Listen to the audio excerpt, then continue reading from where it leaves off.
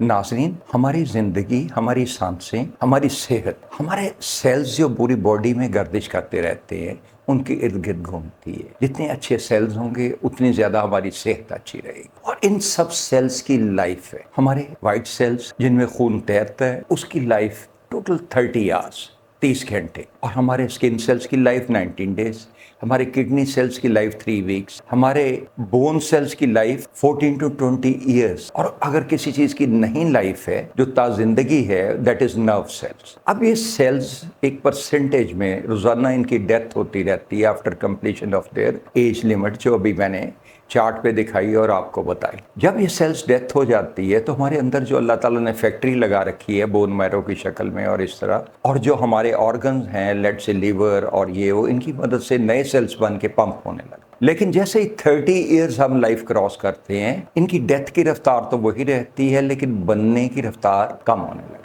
जब कम होने लगती है, उससे हमें कमजोरी आने लगती है। सालाना हमारा जो मास है, हमारा गोश्त जो है, वो डिक्रीज करने लगता है, हमारी सेहत डिक्लाइन करने लगती है, हमारी हड्डियां कमज़ोर पड़ने लगती हैं, हमारी नर्व सिकुड़ने लगती हैं, शुगर की वजह से, ब्लड प्रेशर की वजह से, कोलेस्ट्रॉल की वजह से और कई और वजूहात की बना। हमारे जो एयर सैक्स हैं एल्वेओली, वो 3 करोड़ होते हैं जवानी में, और जब हम बुढ़ापे की तरफ बढ़ते हैं तो इनमें बहुत ज़्यादा कमी हो जाती है। धूप, धूल, धुएं की मदद से ये सिकुड़ने लगते हैं, बंद होने लगते हैं और हमें सांस चढ़ने लगता है। हमारी टांगों में स्ट्रेंथ कम होने लगती है, हमारी नर्व सिकुड़ने से इनके अंदर खून जाने की मिकदार कम होने लगती है। और ये सारी चीज़ें आप बेहतर रख सकते हैं अगर हम कॉन्शियस हो हेल्थ के बारे में, उसको प्रायोरिटी 1 दें और उसका ख्याल रखें कि प्रायोरिटी 1 हेल्थ की है, बाकी तमाम चीज़ों की इसके बाद आती है। फॉर एग्जाम्पल, अगर आप अपने सेल्स को, जिस चीज़ की कमी हुई, कुछ चीज़ों की अगर न्यूट्रिशन में कमी हुई, लेट्स से कि अगर हमारे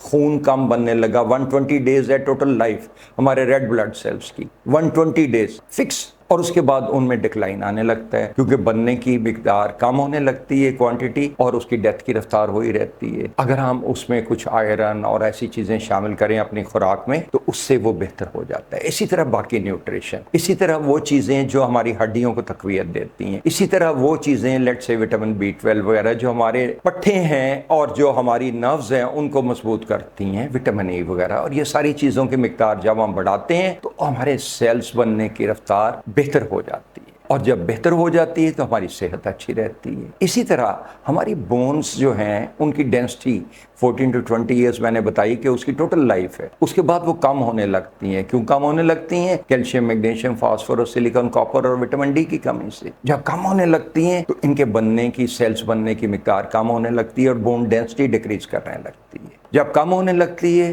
तो नर्व्स तो पहले ही अकड़ी होती हैं, शुगर की वजह से, कोलेस्ट्रॉल की वजह से और सिकुड़ने की वजह से, उससे खिंचाव से हमारी डिस्कें बल्ज करने लगती हैं।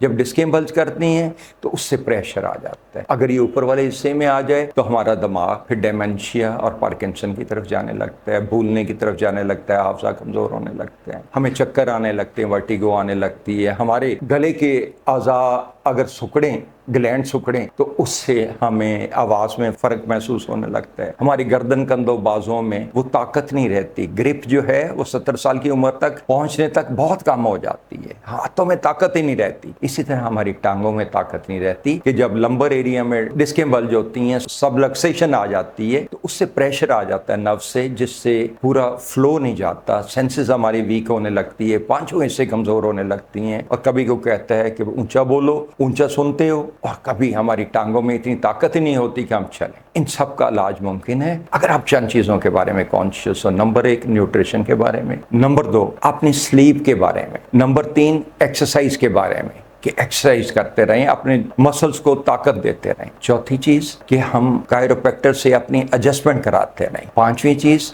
कि एनवायरनमेंट्स पोल्यूशन का ख्याल करें और पोल्यूशन फ्री एनवायरनमेंट जहां तक मुमकिन हो सके हमारे माहौल में रहते हुए उसे इख्तियार कर सकें। और हम इन चीज़ों को जब ख्याल रखेंगे, कायरोप्रैक्टर से एडजस्टमेंट भी कराते रहेंगे, इन सारी चीज़ों का, न्यूट्रिशन का, एक्सरसाइज का, पोल्यूशन का, सोने का, सब चीज़ों का ख्याल रखेंगे तो हमारी सेहत बेहतर रहेगी और हमारी ज़िंदगी जो अल्लाह ताला ने लिखी है उसमें भी इजाफा होगा, क्योंकि वेस्टर्न कंट्रीज में जहाँ पे हर महीने कायरोप्रैक्टर से एडजस्टमेंट कराने जाया जाता है, वहाँ लाइफ अभी बहुत ज्यादा बढ़ गई है as compared to our country. अल्लाह ताला आपको लंबी जिंदगी अता करे, जितनी जिंदगी दी अच्छी सेहत के साथ रखे। Stay blessed. अल्लाह हाफिज।